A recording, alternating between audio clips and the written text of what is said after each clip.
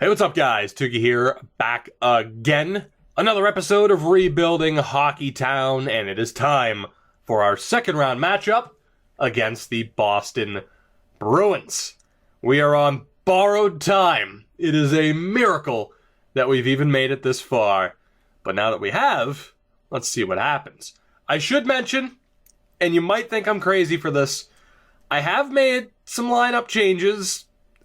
And it's tough because I was tempted to stick with the team that got us to where we are right now. But it's also a matter of rewarding the players who are performing well. This new top line, you might be concerned because they are all technically snipers at the moment of Hall, Dahlin, and Tippett. But they have the potential to be unstoppable offensively, particularly that combination of Hall. We know that Hall and Tippett are a great combo. We saw that Hall and Dahlin are a great combo. Why can't they be a great trio? Let's find out if they can be. Hischier is with Larkin and Radish. I'm bumping basically the fourth line to the third line. It's going to be Tom Wilson with Athanasiou and Baptiste. The fourth line is going to be Svechnikov, Turgeon, and Giovanni Smith. Again, just trust me on this one. It might work. It might not. Let's see. Defensively, it's the same. Tristan Jarry will be our goaltender to start off. Again, it may be risky. It may be risky to make lineup changes. But in theory, it could be beneficial, is what I'm trying to say. It could improve our team tenfold, and I really, particularly that top line, I think has the potential to dominate this series or any series, and that is the hope. Excuse me. But anyway, let's look at the Bruins roster, and it is certainly different. Wow. Okay. Well, the top line, it is Brad Marchand, now 32 years old. How many games did they play in the first round? 5. So he is a point-a-game player, despite being a -3. He is centered by Ryan Donato, who I did create and add to this mode. He's their top line center. That puck skills category is insane, though, so I can see why. And on the right side, David Pastrnak, also a first-line forward. Struggled in the first round, but like I always say, that could be a bad thing for us if he gets his game going. The second line is Jake DeBrusk with Frankie Vetrano and Zachary Senyshyn. All right, so not too surprising to see to see those prospects make the team. Peter Cehlarik is there with Danton Heinen and David Krejci, 34 years old, 87 overall. And the fourth line, Anton Bleed, is with Jordan Nolan and Eric Simpson. Eric Simpson, 19 years old, medium elite at 86 overall. Damn. So it's a good team. It is a good team. Is it the best team on paper that we've ever seen? Absolutely not. But it is a good team. Defensively, it doesn't get much easier. You do have Zaboral with Charlie McAvoy. You have Torrey Krug and Brendan Carlo making up the second pairing. And the third pairing is Nate Schmidt and Ryan Lindgren. Again, we did get a look at the Bruins in the past, but we didn't know their line combinations. The goaltender is Tuukka Rask at a .929 save percentage. Malcolm Subban, the backup, has yet to play. Patrice Bergeron is a healthy scratch, as is Linus Arneson. And Neil Pionk is there. He has not played for them and has dropped an overall as a result. So, who's the better team on paper? That might be tough to say. Statistically, at least with the bullshit overall numbers, we are better. But there's a reason why they have home ice advantage here in this series, and they only lost one game in that first round. This series could go either way, but regardless, it is time to find out just how the dominoes will fall. It is game 1, TD Garden in Boston. Let's do this. Can we keep that momentum up? We've won 4 straight playoff games. Anything is possible, in the great words of Kevin Garnett. First period of game 1. And that's not terrible. That's not terrible. Yes, it sucks that Jordan Nolan got the goal back.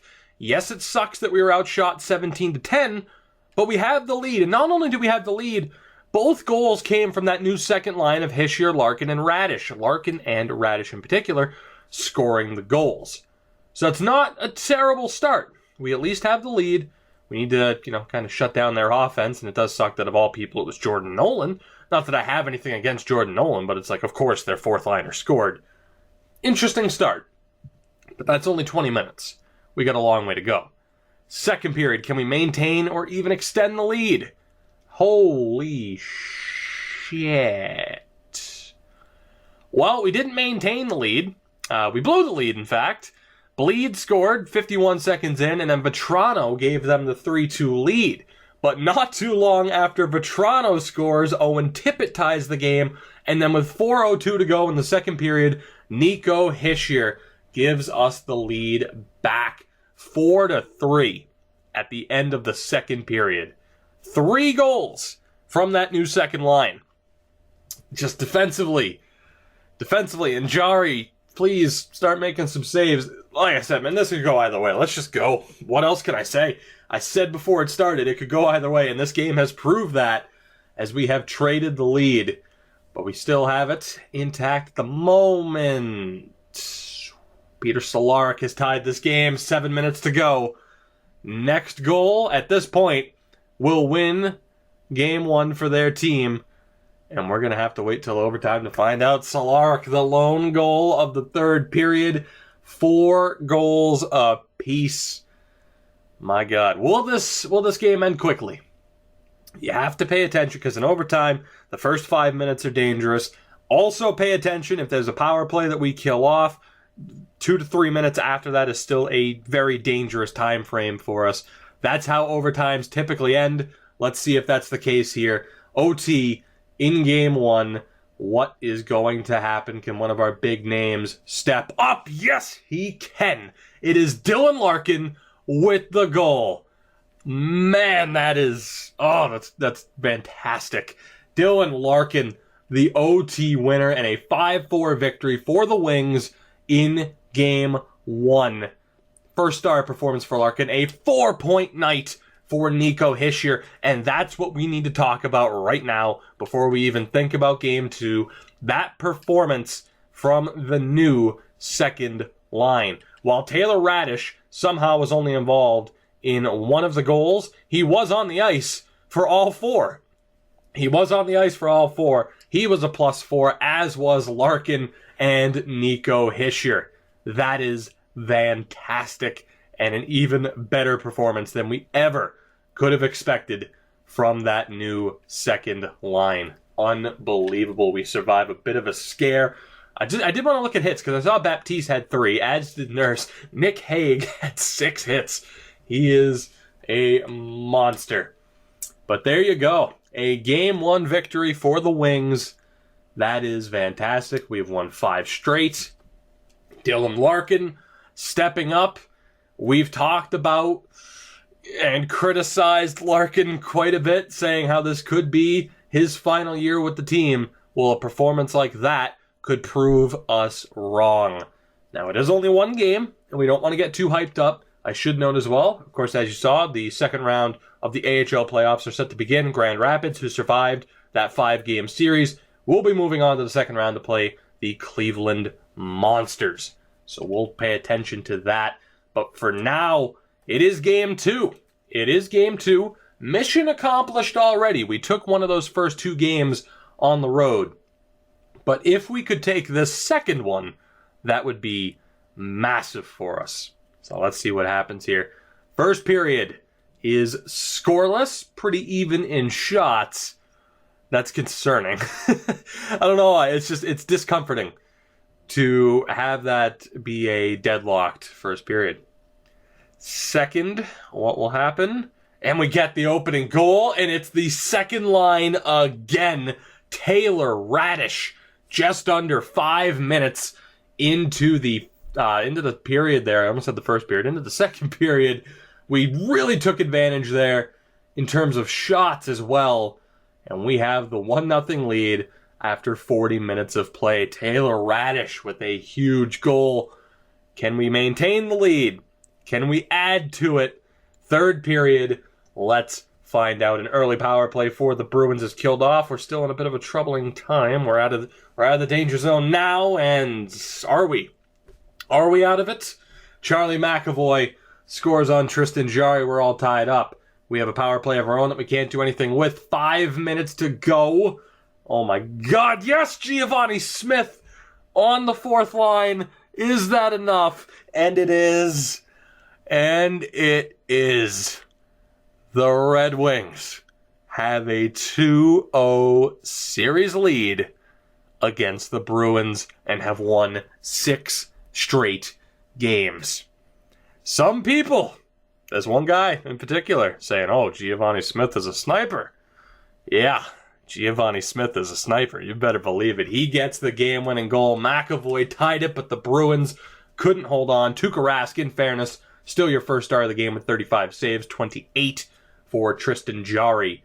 But Giovanni Smith, that big-time goal, and we head back to Hockeytown with a 2-0 series lead.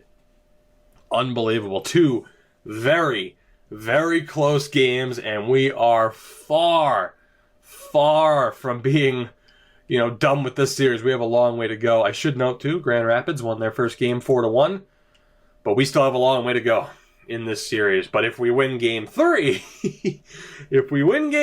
things will be looking very good. I'm not going to say it's a guarantee we move on, because I have been made a fool of in the past, and that won't happen again. But here we go. Let's do this. Game 3 on our home ice. Can we take that commanding 3-0 series lead? Well, let's find out. First period, and it's the opening goal. The only goal for Brad Marchand in a dominant first period for the Bruins. 14 shots to 3. That was an ass-kicking. That was an ass-kicking. And we are lucky to only be down by a single goal. Brad Marchand made that game 1-0. All right, second period, can we tie this game up? Yes, we can, and it's Giovanni Smith again, you fucking beauty. Yes, Giovanni Smith stepping up at the right time, making me look like I know what the hell I'm doing. I love that. And we have tied this game up. We really caught up in shots there as well. A dominant second period for the Winged Wheel. The Winged Wheel against the Spoked Bee. Holy shit. Through 40 minutes, we are tied once again. Again, it is 1-1 as we start the third period. Let's do this. This series has been so close, and it could come down to who scores next, even though there's still over 12 minutes to go. Well, now less than 12 minutes to go, I should say. Power play for us. Can we strike? We cannot, but we can strike afterwards. Taylor Hall, another huge goal. Can we hold on? 2 minutes to go. Yes, Taylor Hall, the empty netter. The Wings. Can you believe it? The Wings, after being down 3-0 to Montreal, have won 7 straight games. We have gone from being 3-0 down in a series to 3-0 up in a series. And it's mainly, there's a lot of reasons, but my God, Taylor Hall really stepped up. We demoted him to the second line. We put him together with Jonathan Dahlen, and it's just been magic ever since. Taylor Hall. And again, it was a goal after a power play. Just because you kill off that power play doesn't mean you're out of it yet. The game loves to have, goals scored just after a power play ends. We take Game 3 by the score of 3-1. Taylor Hall with 2 goals was your first star. 32 saves for Tristan Jarry. 2 assists from Owen Tippett. And we have a 3-0 lead. We have a 3-0 lead. The top 6 is getting it done right now. Grand Rapids also up 2-0 in their series. We're not going to make any lineup changes, and wow, all but one series right now has a 3-0 lead. That is insane. That is absolutely insane. But speaking of insane, Taylor Hall, now up to 10 points, has a 22.2% shooting percentage, which is insane. You have Jonathan Dahlen on 9 points, also shooting 10%. Owen Tippett's shooting percentage is down, but he has 8 points. He's getting involved. Nico Hischier has 8 points. The shooting percentage isn't ideal. Dylan Larkin, 8 points, shooting 15%. And then Taylor Radish, 6 points. He's a plus 10, shooting 15%. that top 6. Oh my god. And the bottom 6 as well. I mean, not contributing as much on the scoreboard, but that's the thing, they don't have to. But they're there if we do need to rely on them, and that is the key. We are firing on all cylinders right now, and we are 1 game away from going to the Eastern Conference Final for the first time. It's the second time we've made it to the second round. And now we could be on our way to the Eastern Conference Final. It is Game 4 on home ice. We still have work to do. You need 4 to win the series. We're still 1 away. Can we get the job done here? First period, and that's what I was afraid of. That's why I was talking the way I was. That's what I'm afraid of. Jake DeBrusk and Jordan Nolan, 2 goals on 8 shots. Not ideal. Not ideal in the slightest. We still have time, though. We need to keep them off the board and get at least 1 goal here. Can we do that? No, we can't. David Krejci. Oh, David Krejci makes it 3-0, and that's what I was afraid of. That's what I was afraid of. In a potential series-clinching game, we have just not shown up. We'll start the third period. Do we have a little bit of magic? And Dylan Larkin gets a goal right as I say that. Can we pull off our own Anaheim Ducks comeback here? I am so sorry, Edmonton. I am so sorry. Power play here for the Wings? Nope. 5 minutes to go. We still have time. We still have time. Power play for the Bruins. That'll pretty much do it. That'll pretty much do it. So Dylan Larkin at least ruins the shutout. But unfortunately, we fall short in Game 4, and the Bruins are still in it. A 28-save performance from Tuukka Rask and Jordan Nolan stepping up for the Bruins. I will say quickly, I'm not going to say whether or not Ryan Kessler interfered with Cam Talbot, who was amazing in that last game. I'm not going to say he interfered, but yeah, maybe if he didn't give up the first 2 goals in 35 seconds, there wouldn't have been a question about goalie interference. That's all I'm saying. That's all I'm saying.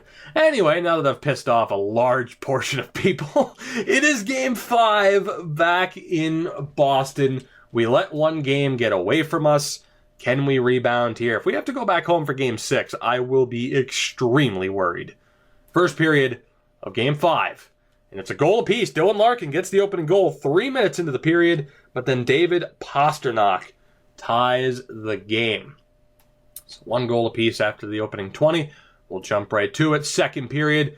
Who can take control? Nobody. Nobody at all.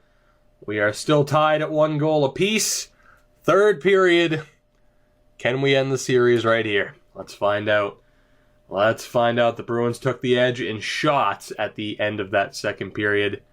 But it's irrelevant as long as Tristan Jarry shuts the door. Knock on wood. I don't want to jinx it. 8 minutes to go. 8 minutes to go. The next goal will win this game for their team. It's Owen Tippett. Is that enough? Is it enough? It is. Owen Tippett. We talked about his slightly disappointing shooting percentage. You could shoot 0.05% for all I care, as long as the one time you score is at a crucial, clutch time like that. Owen Tippett with the GWG and Detroit. The Detroit Red Wings beat the Boston Bruins in 5 games, and we're moving on to the Eastern Conference Final. A first-star performance for Tristan Jarry with 35 saves. Tuukka Rask, in fairness, with a 26-save performance. Dylan Larkin with a goal. Surprised that wasn't Owen Tippett. Believe it or not,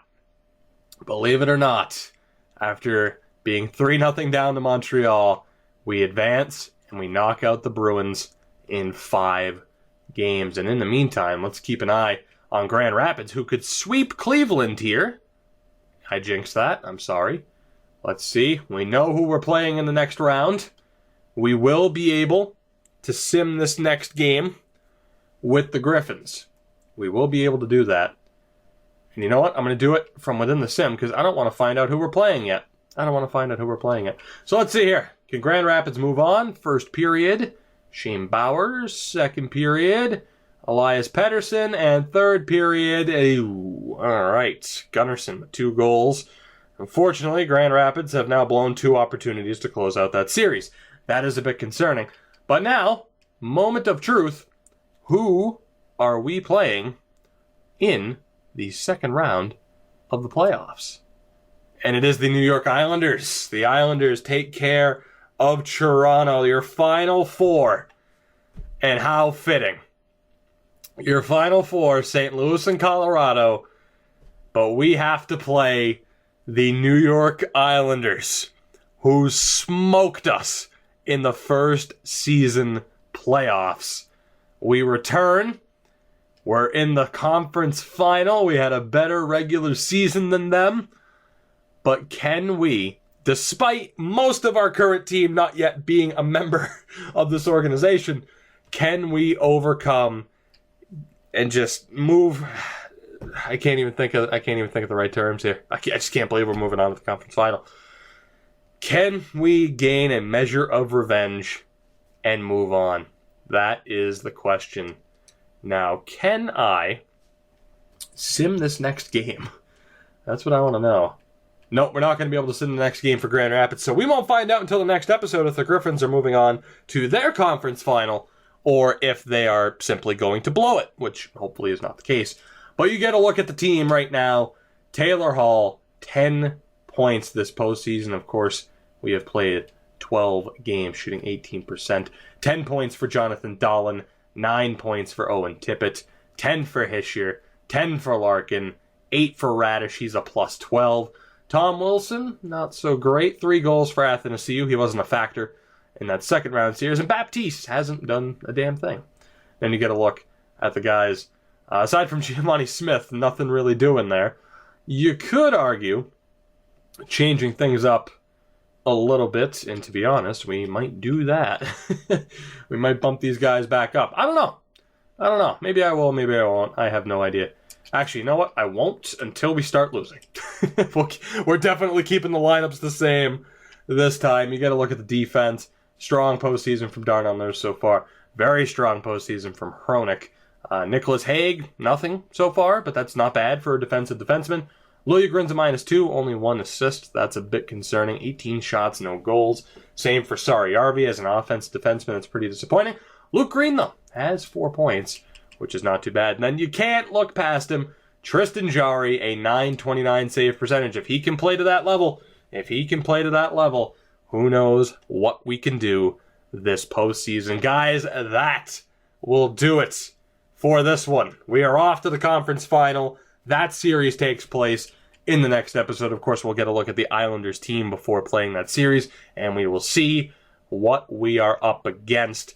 But until next time, guys, I hope you did enjoy this episode. If you did, of course, make sure to hit that like button to help support the channel. Subscribe if you haven't already to continue following this series and others. And I'll see you guys in the conference final.